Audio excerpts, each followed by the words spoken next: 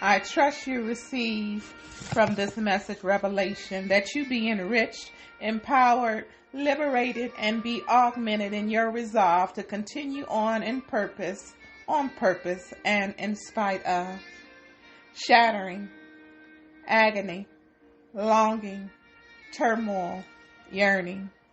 A situation occurs, catching us off guard. We become shattered, experience agony. We commence to longing for the way it was, desiring what we have lost.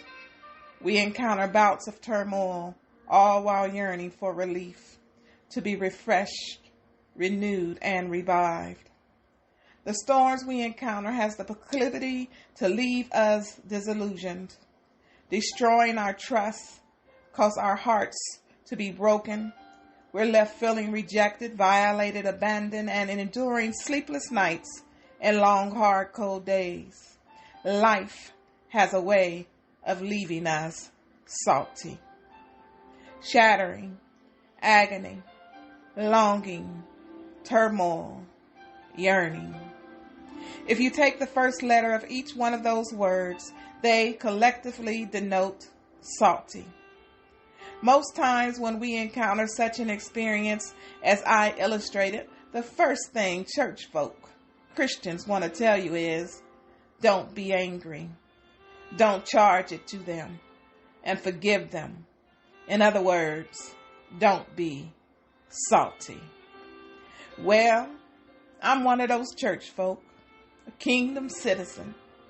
Yes, yet I'm a bit different. I sometimes go against the grain, and now and then I ruffle little feathers, all in purpose to aid some who have an ear to hear and who have the capacity to perceive things from a diverse perspective.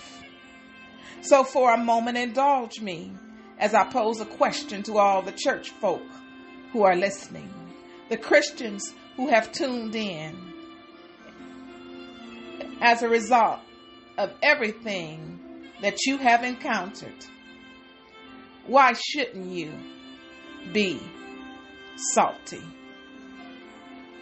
Before you look down your nose at me, before you commence to posting, making me a Facebook post, hold on, before you judge me or take a posture to debate me, allow me to call on Matthew, the 5th chapter, verse 13 through 16 to back me up. And it reads, "You are the salt of the earth. But if the salt loses its saltiness, how can it be made salty again? It is no longer good for anything except to be thrown out and trampled underfoot. Essentially, save it for the winter, for when the ice is on the road, because that's the only thing that it will be good for." As disciples, followers of Christ, those who profess Him as their Lord and Savior are likened unto salt.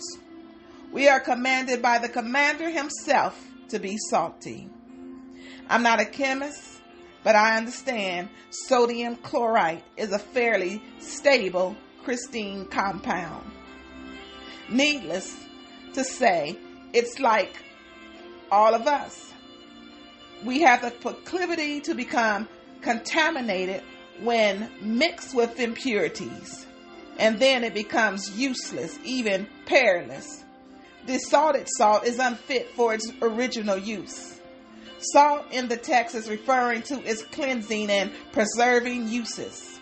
To be effective, we as Christians must remain like Him, Christ-like, as salt must retain its saltiness.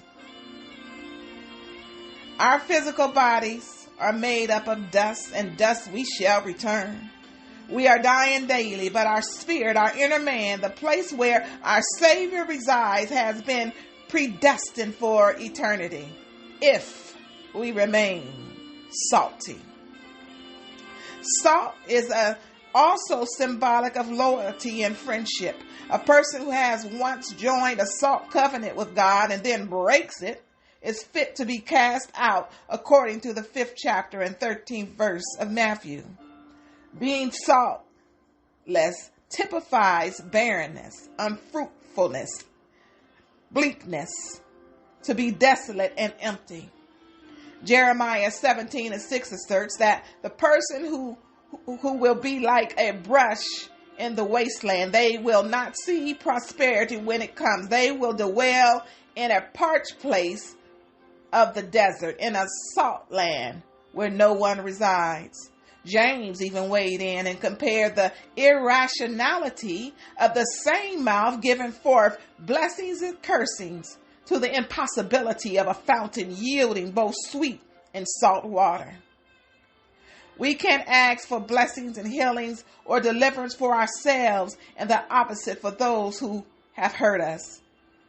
I imagine you have taken some hard blows, but no matter what, always remember to let your response be salty. Jesus' parable of salt unambiguously reveal that the cost of following him must not be taken lightly. He reminded his disciples that one can be the salt of the earth, but if he loses the very essence of salt, then there is nothing that can be done about it. Therefore, there is no compromise.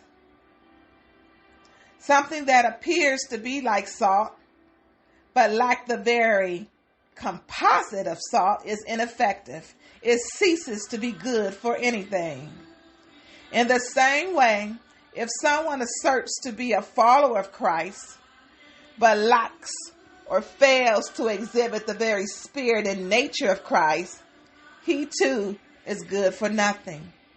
Since ancient times, salt has a trio of foremost applications: flavor, preserver, and fertilizer.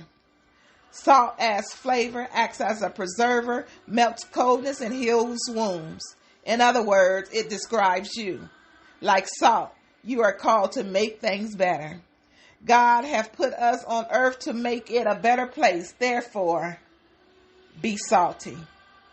Don't allow what happened to you to contaminate you with impurities such as anger, bitterness, hopelessness, revenge, and malice.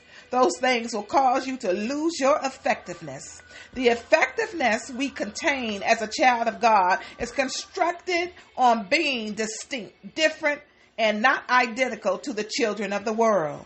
Therefore, we don't respond like the world and take on their definition of being salty, but rather we respond like Christ and become the salt of the earth and the light of the world.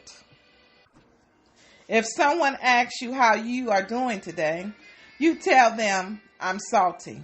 Make people a little uncomfortable. Create awkward situations. Say randomly, "God is so good and he is the reason I'm salty." And watch people's reaction. Jesus Christ left people curious and he left them thinking. I hope I did the same and made you consider becoming or remaining salty.